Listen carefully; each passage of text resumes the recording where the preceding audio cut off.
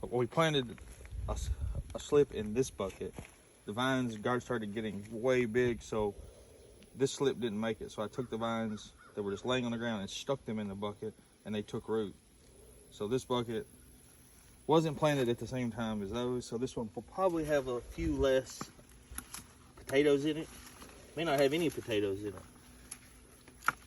But we just wanted to experiment and see. So he's cutting the vines away out of the 5-gallon buckets. This vine was only connected in 2 spots. Yeah. So we'll see what potatoes we got. So this is way easier than trying to dig up potatoes and scavenger hunt for them. If the sweet potatoes grow. Right, if the sweet potatoes grow. So we take the bucket and we dump it in here, and super easy to find potatoes. This one's a little baby potato, but that's okay. Basically just wanted to show you all these little babies. We just wanted to show you that it's way easier to do this. And then you can take your dirt and put it back in the bucket. A bunch of little slips and stuff, so that's good. That's our thing, is we're trying to be able to keep producing our own potatoes to grow again, so we don't have to buy slips. I don't know if putting those roots back in there like that and then just covering them up, if they will reproduce again. They may. There was a little slip in there, it looked like. It had this on here. So, possibly. So that's the process. We're going to check some more and see how they go. So this one has tons of vines, if you can see here. Lots and lots of vines. So it wasn't just a baby that we just chunked over there. So we'll see how this one goes. We are saving these vines, actually. We're going to let them dry out, and we're going to bell them up and use them for the livestock this winter. Because he grown through the bucket in 2 places and was rooting into the wheat fabric.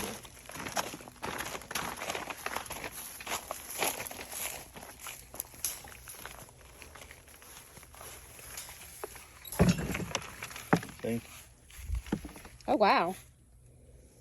So this is our first year to use the 5-gallon buckets with the holes in them. So it's a learning process for us.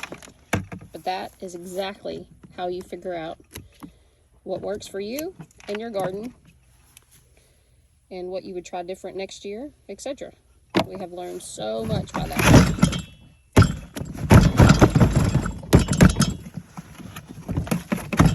That one didn't want to come out because it's so stuck in there, growing through.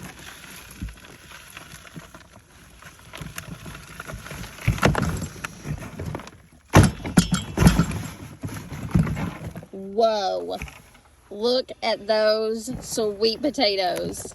Holy smokes. Y'all, have you seen the farmer's hands? He has big old hands. That's big sweet potatoes. What type is this? Do you remember? This is the first year for us to grow sweet potatoes. Georgia Jet. These are Georgia Jets. So which I got the idea to plant them from Lazy Dog. Because we love Lazy Dog Farms. He teaches us a lot. Watching YouTube videos from other farmers, y'all, helps us, especially when they're kind of close in states, to see what works for them and their, humidity and heat and all that. So it's kind of cool to relate. It helps us from a lot of times making boo-boos, keeps us from planting and wasting and it not working. Most of the things that we use from Lazy Dog Farms that he recommends down there in Georgia actually really worked for us. So we kind of just going to keep on following.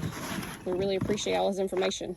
So if you guys haven't checked him out on YouTube, go check out Lazy Dog Farms on YouTube, because he is full of lots and lots and lots of information and grows a lot of different unique things too, like we do. So we enjoy it. Back to putting the dirt in the buckets. What he said a second ago was we were going to, now that we're putting this back in here, you guys know we raise meat rabbits. So we're going to go here in a little bit. We leave trays under our rabbit cages so we can get the manure. So we're just going to mix some of that manure back in there and let the bucket sit for a little while. So this is just more little ones. We did the same thing with the first bucket. Just took the roots that were growing and just chunked them in there. So that's fine. Like I said, they'll help us grow some potatoes with our own potatoes, which is what you want to do. That way you don't have to pay for slips. Because we had to buy these, like I said.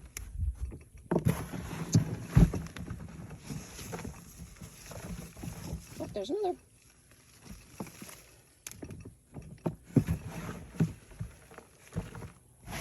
That's about it for that one. Dump it back in there. Oh, there's another one. That one was hiding.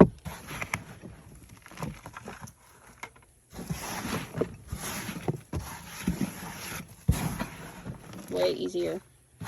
So this one's done the same thing, growing in the bottom. We were curious though. I wonder. Need this. They're all growing out of the bottom of the bucket. I'm just wondering if maybe, since they're still in the ground, there might be some sweet potatoes underneath there, or will be eventually. So we're just going to leave the ones that are under the mat there growing. Check this out! Look at all these potatoes!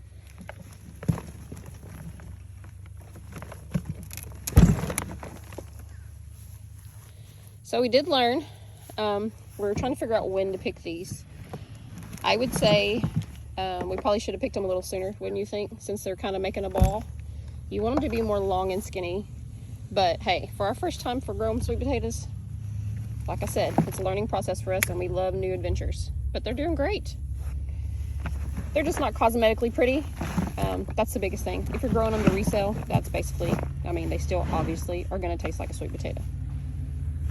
All right, back to chunking the dirt. Here's another bucket.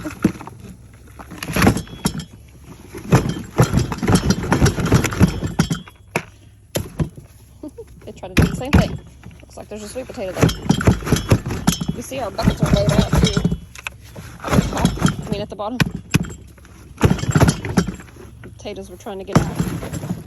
Whoa! That is a huge sweet potato. It looks like a brain almost.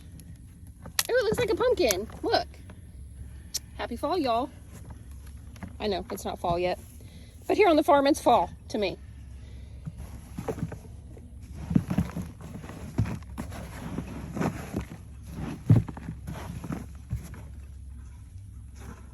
All right. So that one ended up being one big one and a little one. So while he's over there, I'm gonna come over here while he's putting that dirt back in the bucket, cut some more, and bring him the bucket so we can do this again. Oh yeah, definitely this one hasn't grown out as well. Another one. See what we got in here. It was growing out of the bottom. Oh, look at that. Heck yeah. That's what you want. These are what you like to plant for sure. Look at that.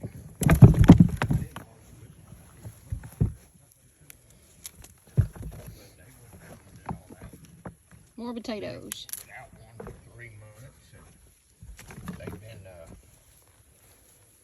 All right, so this is our yield. Just the few buckets that we had. We are gonna save these little babies for planting more. And then here are the sweet potatoes that we got.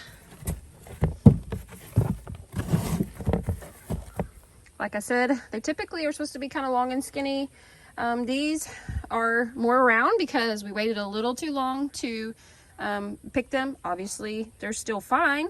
They're going to taste just like a sweet potato. They're just not cosmetically pretty. So that's about all for now.